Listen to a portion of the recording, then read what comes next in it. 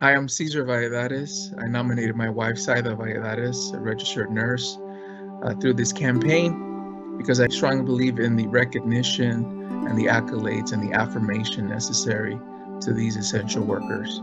The biggest struggle for me personally during this pandemic was just being helpless because you can't breathe for your patients and you see them struggle. You remember at the end of the day, like all you can see really is your eyes because they're also covered up with high flow oxygen. They can't breathe.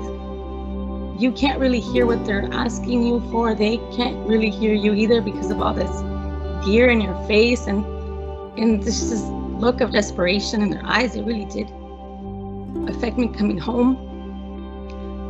I would sit in my car sometimes just trying to make sense of like my day.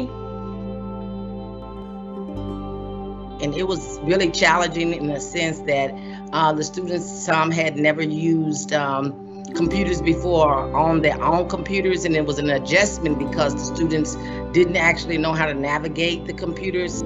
Our tonnage doubled during the pandemic. So we had folks out there what we would normally pick up on a Monday and a Tuesday, which is our first day of pickup. And, it would slightly decrease on Thursday and Friday because that was the second day of pickup, not during the pandemic. During the pandemic, it tripled on the first day and it tripled on the second day.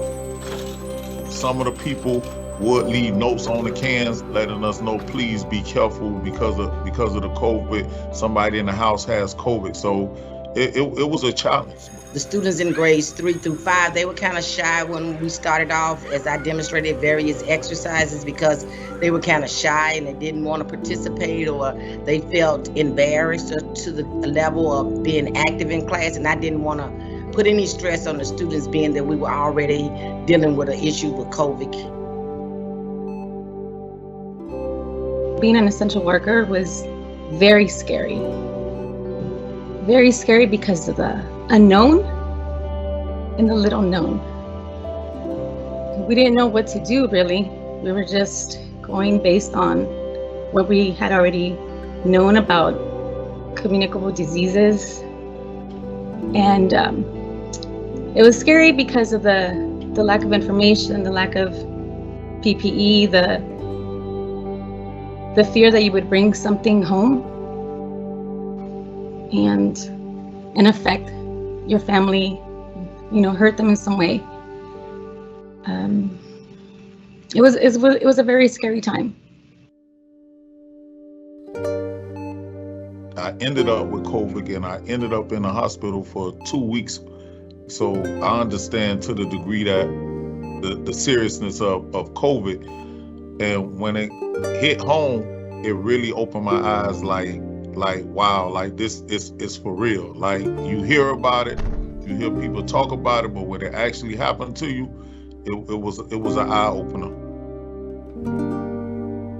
Yeah, there has been a big change. We've lost a lot of teachers, and it's kind of hard on the faculty that's at school where teachers have decided that this is too stressful for me.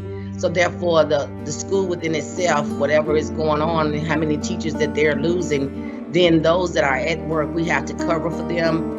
An essential worker means to me that we can't do without them within the next 24 hours. People working groceries, farm workers.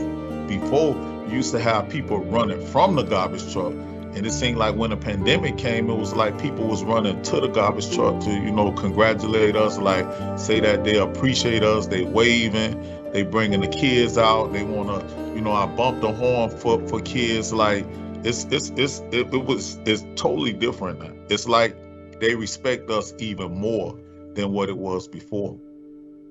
I'm so thankful to be part of a group of people whose jobs we depend on to live and to survive.